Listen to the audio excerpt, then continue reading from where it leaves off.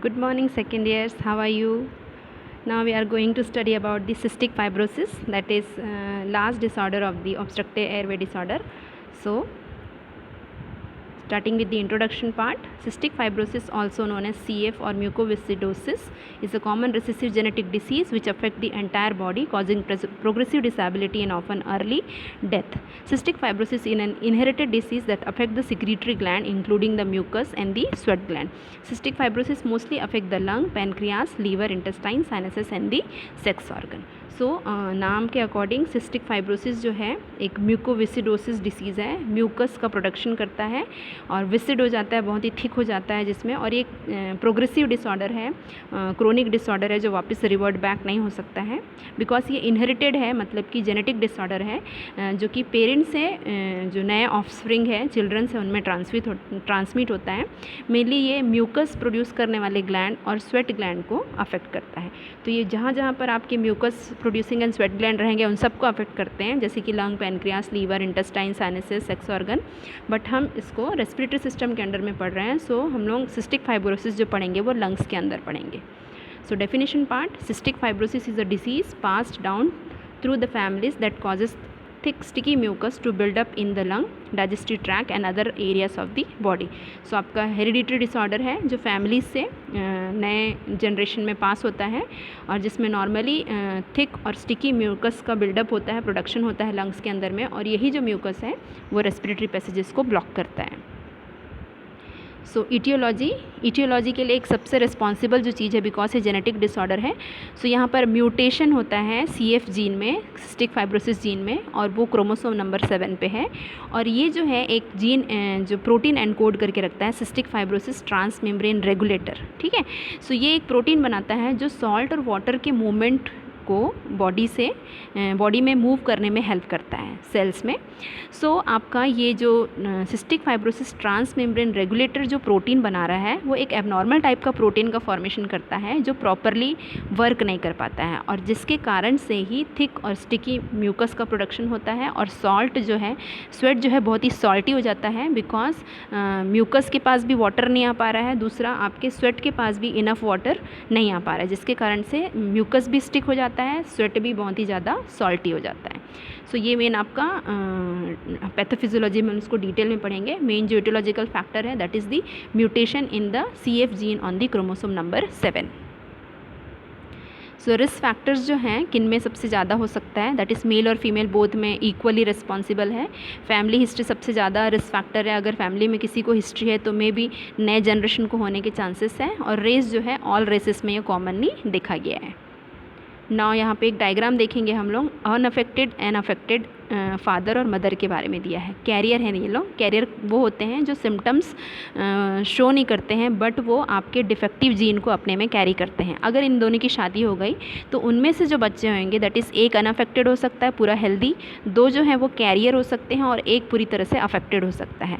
तो ये डिपेंड करता है कि कितने बच्चे ले रहे हैं, और it is all about the god's grace कि बेबी हेल्दी पैदा होता है। So it is genetic disorder, और उसको किसी भी तरह से हम क्या नहीं कर सकते हैं, प्रिवेंट नहीं कर सकते हैं।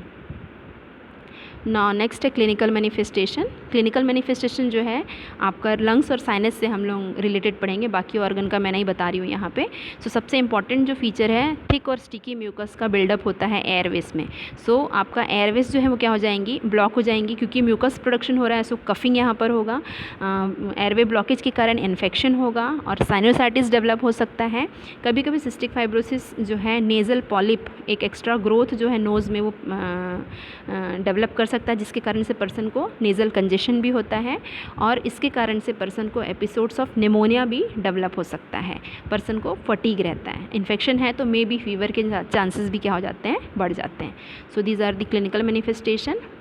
Now symptoms in new born, some symptoms जो है वो न्यू बॉर्न में, अगर हेरिडिटरी बच्चों में ट्रांसफ़र होकर के आ गया है जीन, तो डिलेड ग्रोथ उनका डिले हो जाता है, फेलियर टू गेन वेट जल्दी से नहीं बढ़ता उनका, नो बबल मूवमेंट जो है प्रॉपरली नहीं होता, बच्चे म्यूकोनियम पास नहीं करते हैं, म्यूकोनियम मतलब first motion of the baby. Then आपका सॉल्टी टेस्टिंग स्किन, क्योंकि वाटर आपका मूव नहीं हो रहा है सेल पे, तो जो आपका स्वेट है बहुत ही सॉल्टी होता है, जिसके कारण से स्किन भी आपका सॉल्टी टेस्ट करेगा। Now about the pathophysiology, so आपको पहले ही मैंने बताया था एटियोलॉजी में, there is mutation in the CF gene chromosome number 7। CF मतलब cystic fibrosis gene. CF gene encoded a protein known as the cystic fibrosis transmembrane regulator. जो CF gene है वो एक प्रोटीन को एनकोड करके रखता है जिसका नाम है cystic fibrosis transmembrane regulator. So abnormal CFTR protein in patient with CF lead to disruption of the chloride channels on the cell. So आपका CFTR जो है एक जो प्रोटीन एनकोड कर रहा है उसका मेन जो फंक्शन होता है वो सॉल्ट एंड वाटर का मूवमेंट को सेल में होने देता है, उसको वो फेवर करता है। बट आपका CFTR जो प्रोटीन बना रहा है सिस्टिक फाइब्रोसिस वाले पेशेंट्स में आपका अबनॉर्मल टाइप का प्रोटीन बनाता है ये, जिसके कारण से क्लोराइड के चैनल्स जो हैं और सॉल्ट और वाटर का जो मूवमेंट है सेल पे वो क्या हो जाता है, आपका डिसरप्शन हो जाता है, मतलब कि डिस्टर्ब हो जाता है ना। इसके कारण क्या होगा आपका, यहाँ दिया है thick sticky respiratory secretion that are difficult to remove, जिसके कारण से पर्सन को, क्योंकि वाटर नहीं है, थिक और स्टिकी रेस्पिरेटरी सिक्रीशन डेवलप होगा और जो प्रॉपरली चेस्ट से क्या नहीं कर सकेंगे, आप रिमूव नहीं कर पाएंगे। Now next, abnormal sodium and chloride transport across the cell membrane causing thick tenacious secretion in the lung. वही मैंने जो बताया, सोडियम और क्लोराइड का जो ट्रांसपोर्ट है अक्रॉस द सेल मेम्ब्रेन वो प्रॉपरली नहीं हो पाएगा। सोडियम और क्लोराइड सबसे, सोडियम क्लोराइड आप लोग जानते हैं सॉल्ट, जो वाटर, सोडियम जो एग्जैक्टली वाटर का क्या करता है, रिटेंशन करता है।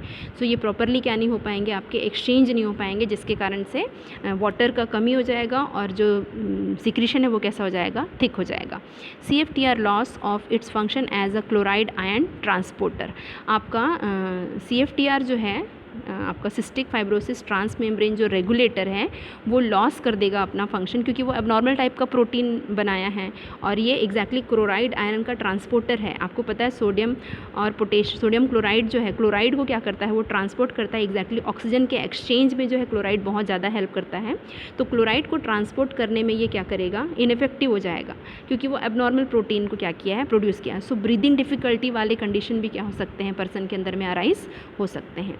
नाउ नेक्स्ट है causes airway obstruction resulting in air trapping and frequent respiratory infection, जिसका एंड रिजल्ट क्या होगा, एयरवे ऑब्स्ट्रक्शन। लंग में क्या हो गया है, म्यूकस जमा हो गया है थिक, उसके बाद से आपका क्लोराइड चैनल डिसरप्ट होने के कारण प्रॉपर गैस एक्सचेंज नहीं हो रहा है, तो अल्टीमेटली लीड करेगा एयरवे ऑब्स्ट्रक्शन, जिसके कारण से air resulting in air trapping and frequent respiratory infection, person को इन्फेक्शन भी डेवलप हो सकता है। Now this is about the pathophysiology. Now about the assessment and the diagnostic finding. Assessment and diagnostic first finding जो assessment diagnostic हम लोग करेंगे उसमें दिया है आपका न्यूबॉर्न स्क्रीनिंग। बच्चों की स्क्रीनिंग होनी है कि क्या उनके में डिफेक्टिव जीन है क्या। स्वेट टेस्ट करना है जिसमें बहुत ही ज़्यादा सोडियम का अमाउंट आपको ज़्यादा मिलेगा बिकॉज वाटर कम है।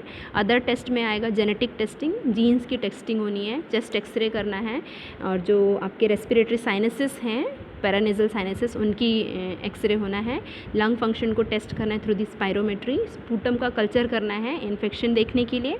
प्रीनेटल स्क्रीनिंग होनी है। अगर आपको सस्पेक्टेड है मदर की मे बी वो कैरियर हो सकती है या हस्बैंड जो है वो कैरियर हो सकते हैं, तो उनकी प्रेगनेंसी के पहले आपका प्रीनेटल जो है वो क्या होनी चाहिए, स्क्रीनिंग होनी चाहिए। एमनियोसेंटेसिस, अगर प्रेग्नेंट हो गई है वो, तो जो अमनियोटिक फ्लूइड है, जो वूम्ब में जो फ्लूइड होता है बेबी के अराउंड जो होता है यूट्रस के अंदर में, उस फ्लूइड को लेकर एग्जामिनेशन करते हैं, जीन्स एबनॉर्मल है कि नहीं उस चीज़ को चेक करने के लिए।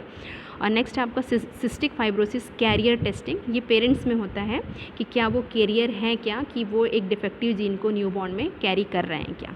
सो these are about the assessment and the diagnostic finding.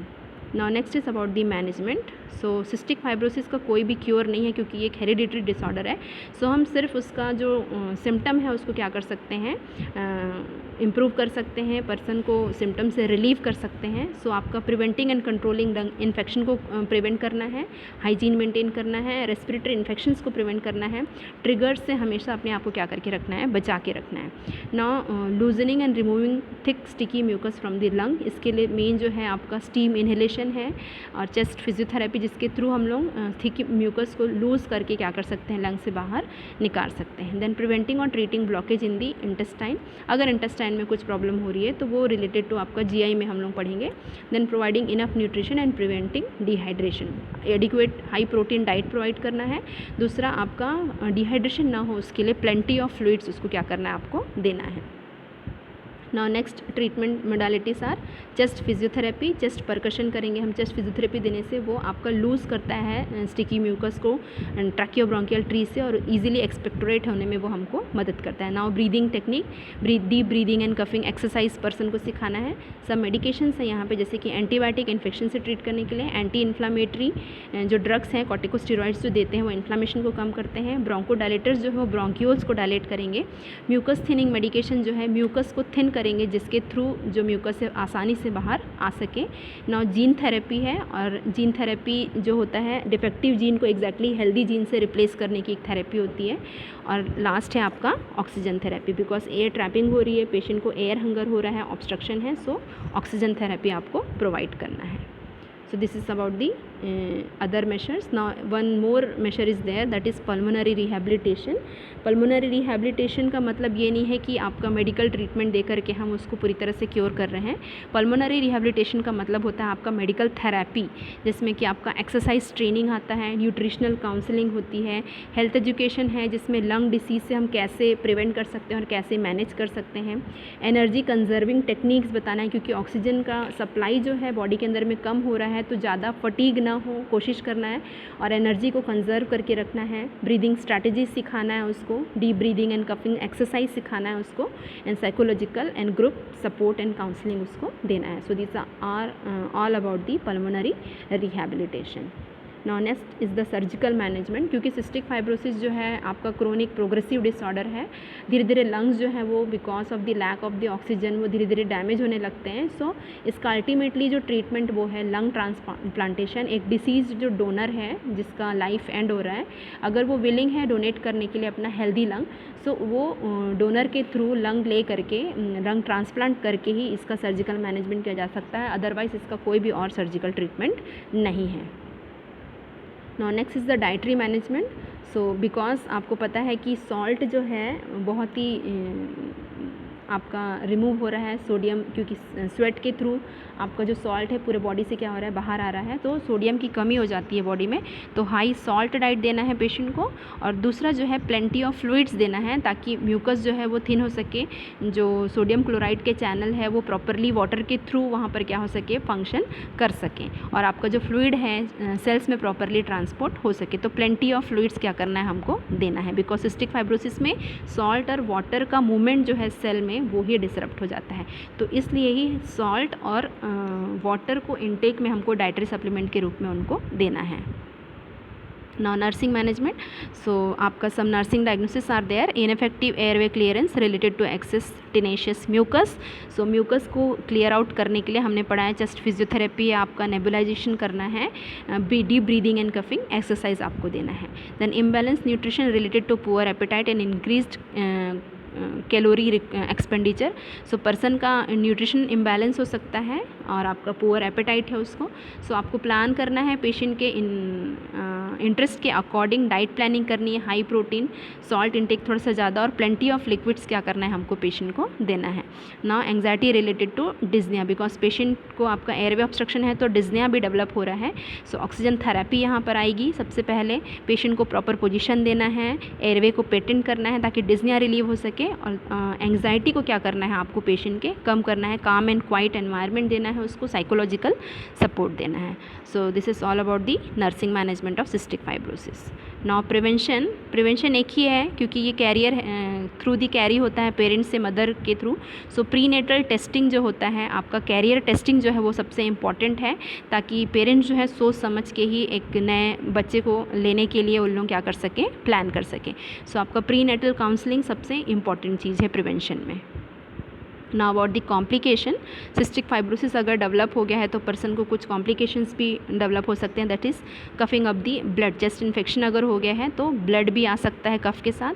Pneumothorax हो सकता है, दैट इज़ एयर ट्रैपिंग हो जाती है लंग्स के अंदर में, ऑब्स्ट्रक्ट हो गया, अंदर का एयर अंदर, बाहर नहीं आ पा रहा है वो, और बाहर का एयर जो है वो क्या नहीं हो पा रहा आपका, अंदर नहीं जा पा रहा है। सो लंग्स में एयर भर जाएगा, दैट इज़ इंक्रीज प्रेशर हो जाएगा inside the lung, that is called the pneumothorax, और इसको ये अल्टीमेटली लीड करता है आपका पल्मोनरी हाइपरटेंशन को। नाउ एनलार्ज डैमेज्ड एयरवे, और आपका ये हमने एम्फाइसीमा ब्रोंकिएक्टासिस में देखा था, आपका एनलार्ज हो जाते हैं एयरवे, एग्जैक्टली ब्रोंकिएक्टासिस है, और वो अगर एल्वुलाई तक चले गए तो एम्फाइसीमा भी क्या कर सकते हैं, वो डेवलप कर सकते हैं। So these are the complications. Now prognosis cystic fibrosis का जो है वो वैरी करता है सीवेरिटी के अकॉर्डिंग। चिल्ड्रंस में कम हमको सिम्टम्स दिखाई देते हैं, बट जैसे जैसे आपका पर्सन बड़ा होते जाता है तो आपका डिसीज़ भी प्रोग्रेस होते जाएगा, जिसके कारण से लंग्स में और अदर सिस्टम में, बिकॉज म्यूकस और स्वेट दोनों ग्लैंड को ये अफेक्ट करता है, तो जहाँ जहाँ पर ये दोनों ग्लैंड प्रेजेंट है वो हर ऑर्गन में जो सिम्टम है वो क्या होने लगते हैं, हमको धीरे धीरे दिखाई देने लगते हैं। सो क्लाइंट जो है आपका जैसे जैसे एज एडवांस होते जाता है उसके सिम्टम्स जो हैं और ज़्यादा ही क्या होते जाते हैं, सीवियर होते जाते हैं। So this is about the prognosis. Now about the summary of obstructive airway disorder, हमने 4 टॉपिक पढ़ा आपका यहाँ पर, asthma, bronchiectasis, chronic obstructive pulmonary disease and the cystic fibrosis. So what is obstructive lung disease? Obstructive airway disorder or obstructive lung disease is a category of respiratory disease characterized by airway obstruction। आप इसमें main चीज़ें ये ध्यान रखना कुछ क्या क्या होता है। फर्स्ट एयरवे ऑब्स्ट्रक्शन होता है, क्यों हो रहा है, बहुत सारे कॉजेज से, यहाँ पे बहुत सारे फिजियोलॉजी है जिसके कारण से एयरवे ऑब्स्ट्रक्ट हो सकता है। पहला तो इन्फ्लामेशन हो रहा है एयरवे का, और आपके एयरवेज जो है वो इजीली क्या हो सकते हैं, कोलैप्स हो सकते हैं। इन्फ्लेम्ड होने के कारण वो स्वेल भी हो जाते हैं, जो हमने अस्थमा में पढ़ा था। और नेक्स्ट है आपका म्यूकस का बिल्डअप होना, म्यूकस थिक टेनेशियस सिक्रेशंस वहाँ पर बिल्डअप हो जाता है और एयरवे ऑब्स्ट्रक्ट हो सकते हैं। ठीक है, आपके एयरवेज जो है वो डायलेट हो सकते हैं, और प्रॉपर जो सीलिया का मूवमेंट है वो आपका अफेक्ट हो जाता है, सीलियरी मूवमेंट नहीं हो पाता, जिस कारण से म्यूकस जो है बीट आउट हो नहीं पाता है, कफ अफ करके पर्सन उसको प्रॉपरली निकाल नहीं पाता है। दैट इज़ हम लोग ब्रोंकिएक्टासिस में पढ़ा था। क्रोनिक ऑब्स्ट्रक्टिव पल्मोनरी डिसीज़ में हमने 2 टाइप के कंडीशन पढ़े थे, दैट इज़ दी ब्रोंकाइटिस और एम्फाइसीमा। इसमें आपका एयर फ्लो कैसे लिमिट हो जाता है, दैट इज़ ब्रोंकाइटिस में म्यूकस सिक्रेशन डेवलप होता है बहुत ज़्यादा, और एम्फाइसीमा में क्या होते हैं, एल्वुलर जो एयर सैक्स हैं वो क्या हो जाते हैं, आपके डैमेज हो जाते हैं। सो ये भी अल्टीमेटली आपका लीड करता है ऑब्स्ट्रक्टिव एयरवे डिसऑर्डर। और लास्ट है सिस्टिक फाइब्रोसिस, जिसमें म्यूकस ही इतना थिक हो गया है कि पर्सन उसको कफ अप करके बाहर नहीं निकाल पाता है। सो इतने सारे कंडीशंस हैं जिसमें हम लोग पढ़े कि आप पर्सन को कैसे ऑब्स्ट्रक्टिव एयरवे डिसऑर्डर सफ़र कर सकता है, और हमने बहुत सारे मैनेजमेंट चीज़ें पढ़ी, हाउ टू मैनेज, कैसे इसको मैनेज करना है। सबसे इंपॉर्टेंट है नर्सिंग मैनेजमेंट, क्योंकि आपका पर्सन बहुत ज़्यादा एंग्शियस होता है, उसको एंग्जाइटी होती है, लॉस ऑफ एपेटाइट रहता है, लैक ऑफ स्लीप रहता है। सो इट्स आवर रिस्पॉन्सिबिलिटी कि हम जितना जल्दी हो सके मेशर्स पेशेंट को दे करके उसका जो सिम्टम है उसको हम क्या करें, रिलीव करें, उसको कंफर्ट देने की कोशिश करें। सो this is all about the obstructive airway disorder. Hope you understand very well about the obstructive airway disorder. So thank you.